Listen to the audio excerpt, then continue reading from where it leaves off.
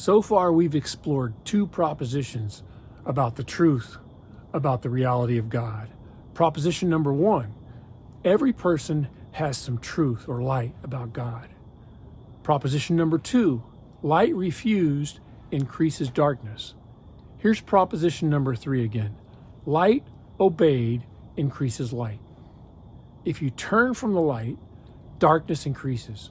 But if a person turns towards the light, they get more light and they get closer and closer to God.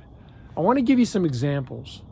I could give you a lot of examples, but I'm going to give you two from the Bible and one from contemporary life. In Acts, the 8th chapter, there's an example of an Ethiopian man. He was from northern Africa who, no doubt, looked up and thought there must be a creator. Knew because of his conscience there had to be somebody out there. So he started turning toward the light and seeking God. In Acts chapter 8, we discover he's gone to Jerusalem, although he's not a Jew, and obtained a copy of a scroll of Isaiah. He's searching for God, and he's riding in a chariot in the desert, going back to northern Africa and wondering, God, show yourself to me. I need to know about you. Meanwhile, a Christian by the name of Philip was preaching in Samaria. An angel woke him up and said, Philip, get up, get up. God's sending you down into the desert because there's this man who's following the light, and you need to tell him the truth about Jesus. So Philip gets up and goes out to the desert, and they have this divine rendezvous. Philip hops into the chariot and he tells this man about Jesus. Well, the Ethiopian got excited. As they're driving along, he said, well, there's some water over there. Can I get baptized? And Philip says, if you believe Jesus Christ is the Son of God, you can be baptized. He was baptized. And the Ethiopian eunuch went to northern Africa rejoicing. When the first so-called missionaries reached northern Africa a few years later, they were already Christians there. Where do you think they came from? The Ethiopian was a man who was a God-fearer, following the light. God gave him the full truth. Here's another example in the 10th chapter of Acts. Read it for yourself. There's this guy by the name of Cornelius. Cornelius was a Roman soldier. He was a centurion, in fact. I can imagine one night on sentry duty, he looks up at the star-filled sky and he thinks, God, I know you're out there somewhere. Tell me the truth about who you are. For many years after that, he's seeking God. He wants to know God.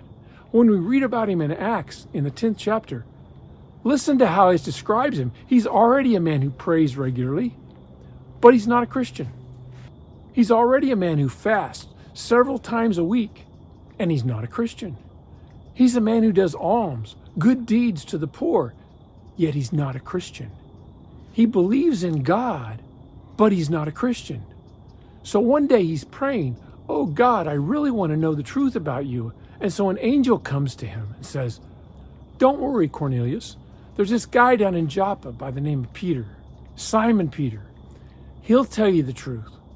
Send a couple of your soldiers down there and fetch him up here to Caesarea. So Cornelius sends a couple of soldiers down. Actually, God had more trouble with the messenger than he did with the message, because Peter said, I don't want to go. He's a Gentile. I'm a Jew. I can't go into his house. God had to give a vision to Peter and show him that God is no respecter of persons, that the good news is for everybody on the planet Earth. So finally, Peter goes up there, tells Cornelius about Jesus, and Cornelius and all his family are saved. That's example number 2. Example number 3 is a true story that happened in 1982 in Tanzania, Africa. Rob Moore, a Southern Baptist missionary, was driving out in the brush with his 4-wheel vehicle and a native African pastor. They were miles and miles away from the home base and had never been in this part of Africa before. It was a dusty road, and there was a truck in front of them that was throwing up a lot of dust, and they hadn't seen hardly any oncoming traffic, but suddenly out of the dust cloud, right in front of them was a car. And there was no time to stop or to turn, and so there was this head-on collision right there in Africa.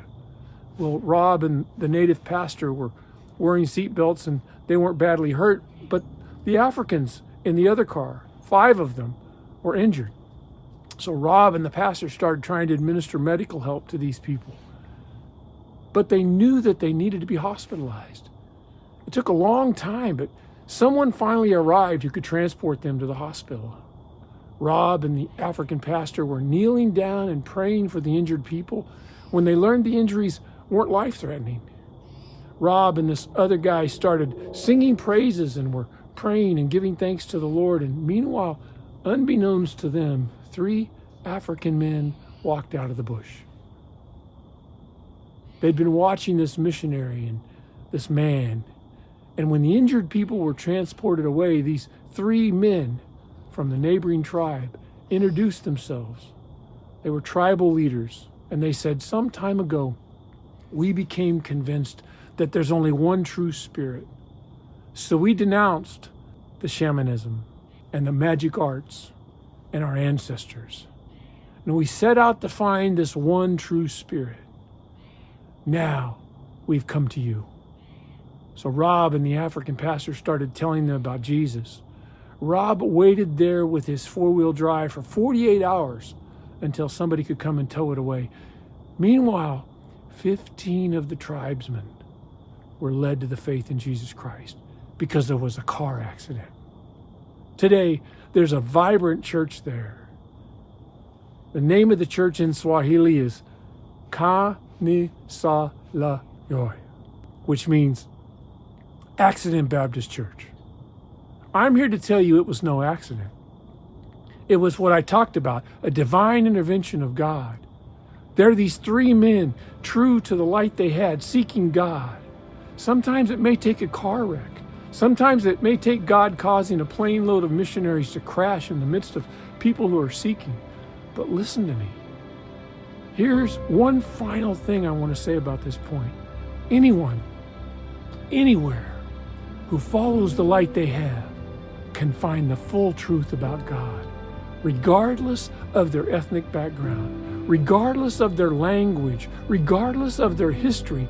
Any person on earth, whether in the deepest, darkest part of Africa or the most remote part of the polar ice cap, anybody who seeks God, seeks the truth about God, will find the full truth. And that full truth is in Jesus.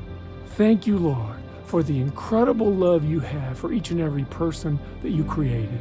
My prayer is that we might be sensitive to the light, that we might understand that that light is for us, and that we would seek you with our whole heart every day, and that we would understand that that light and that truth is not only the purpose and meaning for us, but it frees us. It's what sets us free on the inside. So shine your light right now on everybody under the sound of my voice. And I pray that they would cling to that light. In Jesus' name. Let there be light. Open the eyes of the blind.